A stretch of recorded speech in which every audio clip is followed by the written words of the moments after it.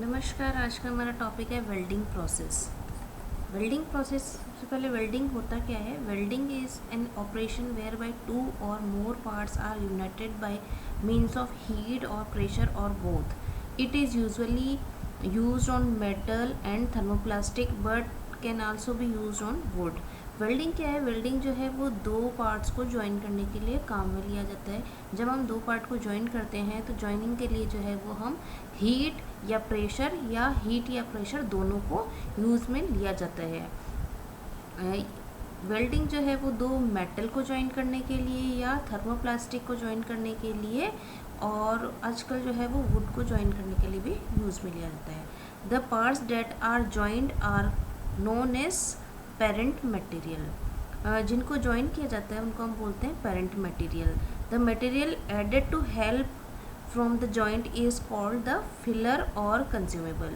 जो दो parent material है या जिन दो मेटल को जो है हम ज्वाइन कर रहे हैं, उनको ज्वाइनिंग के टाइम अगर हमें किसी दूसरे मटेरियल की ज़रूरत पड़ती है तो उसे हम बोलते हैं फिलर या consumable material.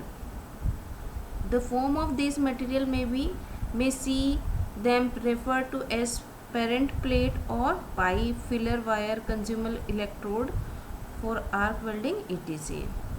Consumable are usually chosen to the similar in composition to the parent material, thus forming a homogeneous weld.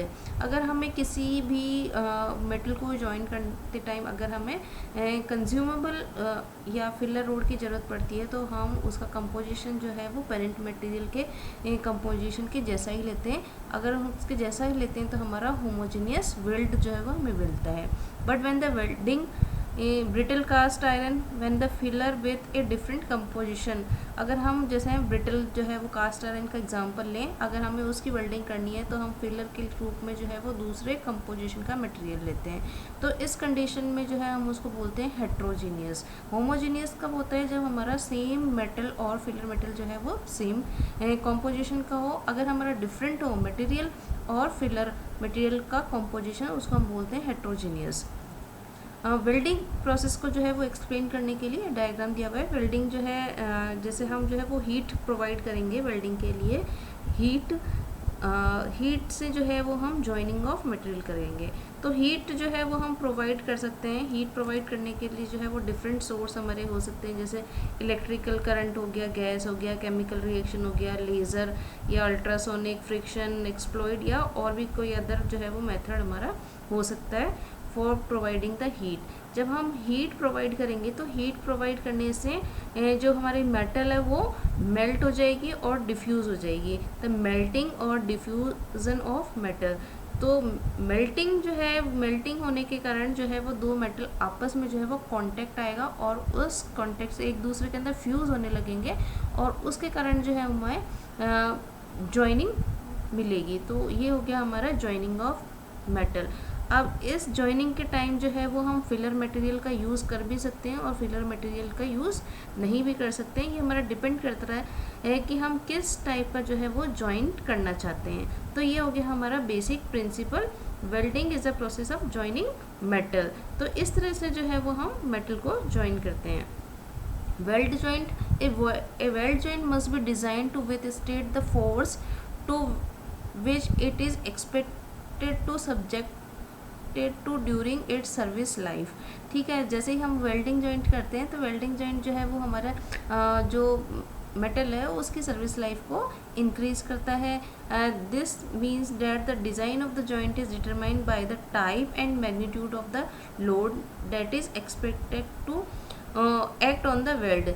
ठीक है, जो हमारी जॉइंट है वो जॉइंट जो है वो हमारा डिपेंड करता है कि उस पर कितना लोड जो है वो कितने किस टाइप का अगर हम लोड लगा रहे हैं और कितने मैग्नीट्यूड का लोड लगा रहे हैं, तो उस पर जो है वो डिपेंड करता है। नेक्स्ट जो है वो certain types of welding joint are design to withstand extreme shear load, जहाँ पर हम एक्सट्रीमली शेयर लोड लगा देते हैं, while other are design to withstand extreme torsional load. ठीक है, जो कुछ जॉइंट जो है वो हम शेयर लोड के लिए लगाते हैं और कुछ जो है वो हमारा एक्सट्रीम टॉर्शन लोड के लिए लगाते हैं। Type of joint use for the welding are butt, lap, corner, T and edge type, और इस तरह से कुछ जो है वो जॉइनिंग के टाइप होते हैं। कुछ एग्जांपल अगर हम देखें तो ये हमारा जो है वो लैप जॉइंट, ये हमारा कॉर्नर जॉइंट, ये हमारा जो है वो लैप जॉइंट, टी जॉइंट, तो इस तरह के जो है वो डिफरेंट डिफरेंट जॉइंट जो है वो हमें मिलते हैं। अब वेल्डिंग जो है, वेल्डिंग को दो तरह से क्लासीफाई किया गया है। अगर हम वेल्डिंग करते टाइम जो है, अगर हम फिलर मटेरियल यूज़ कर रहे हैं और या हम फिलर मटेरियल यूज़ नहीं कर रहे हैं, ठीक है। तो अगर हम फिलर मटेरियल यूज़ कर रहे हैं, जैसा कि अभी हमने प्रोसेस में देखा था, अगर हम फिलर मटेरियल यूज़ कर रहे हैं तो अगर हमारा सेम केमिकल कंपोजिशन का है तो वो हो गया हमारा होमोजीनियस। अगर हमारा डिफरेंट कंपोजिशन का हो गया तो हो गया हमारा हेट्रोजीनियस। द होमोजीनियस क्या है? होमोजीनियस जो है वो chemical composition of filler material is similar to that of the parent material to be welded. अगर पेरेंट मटेरियल और फिलर मटेरियल का कंपोजिशन जो है, केमिकल कंपोजिशन सेम है तो होमोजीनियस। दूसरा जो है हमारा हेट्रोजीनियस। हेट्रोजीनियस जो है वो अगर हमारा chemical composition of filler material differs substantially from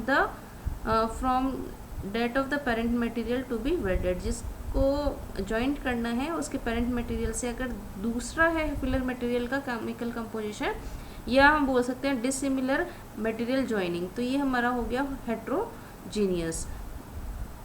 अगर हम जो है वो विदाउट फिलर वेल्डिंग करते हैं उसको हम बोलते हैं autogenous. That means no filler is supplied for the welding.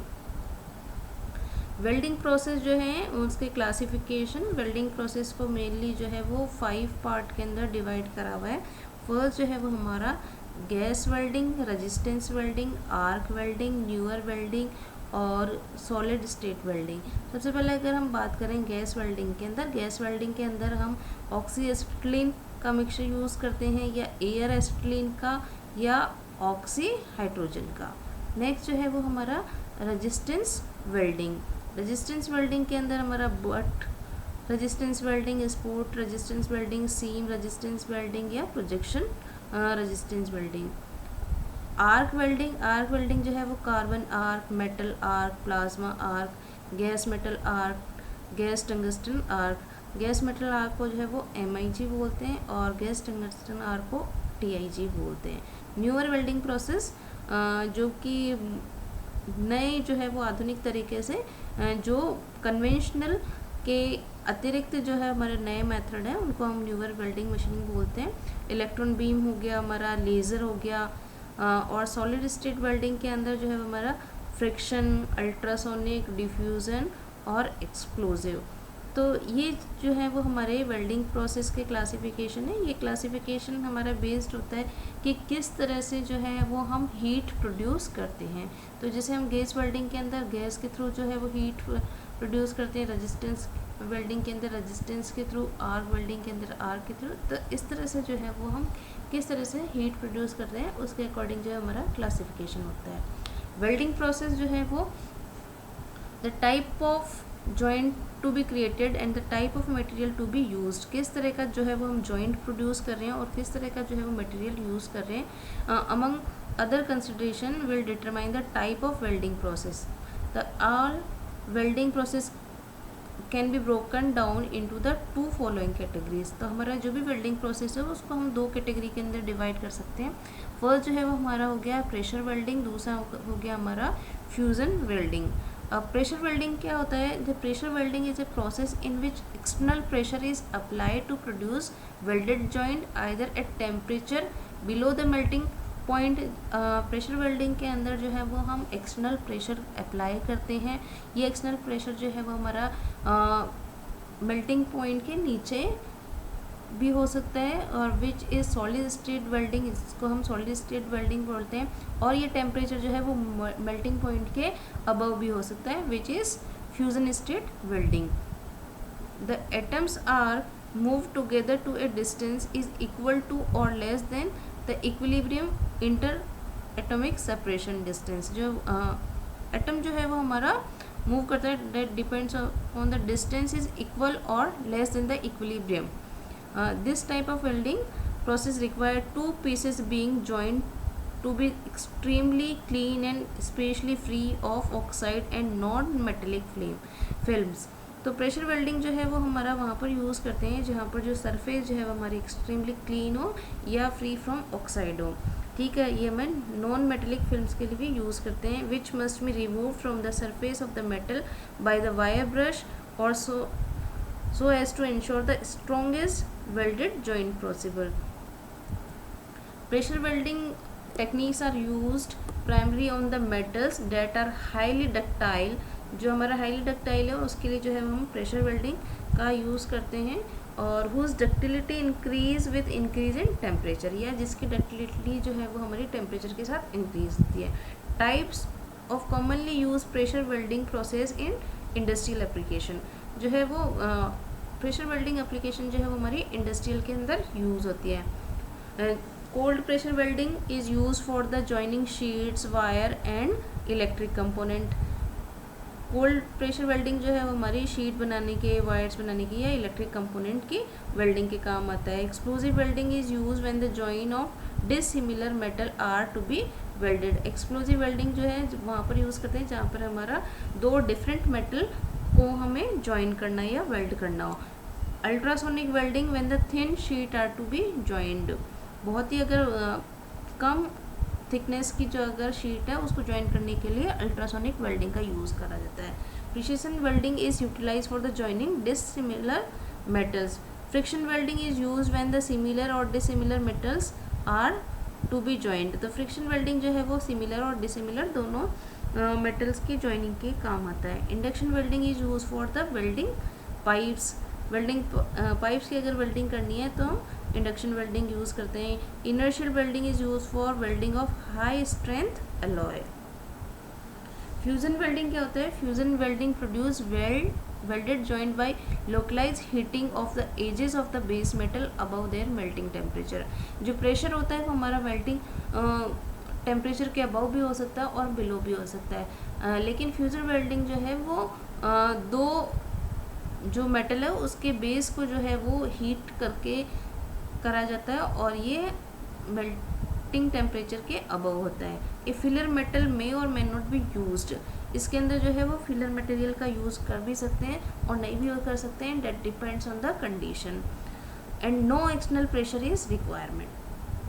जो हमारा एक्सटर्नल प्रेशर है उसकी कोई रिक्वायरमेंट नहीं होती है, नहीं चाहिए होता है हमें एक्सटर्नल प्रेशर जॉइनिंग के time. The inert gases may or may not be used to enhance the quality of the weld created. Inert gas का यूज़ कर भी सकते हैं हम और नहीं भी कर सकते हैं, ठीक है। तो डिपेंड करता है कि किस तरह के हमें जॉइंट चाहिए। The welded joint is achieved after solidification of the fused weld pool. जब हम फ्यूज़ कर रहे हैं, दो मेटल को हीट प्रोवाइड कर रहे हैं, तो हीट प्रोवाइड करने के कारण उनकी एजेस जो है वो आपस में फ्यूज़ होती है और फ्यूज़ होने के बाद जो है वहाँ पे एक वेल्डिंग पुल बन जाता है। तो जब वेल्डिंग पुल का सॉलिडिफिकेशन होता है तब हमें वेल्डेड जॉइंट मिलता है। The metal to be joint must possess some degree of mutual solubility in solid state.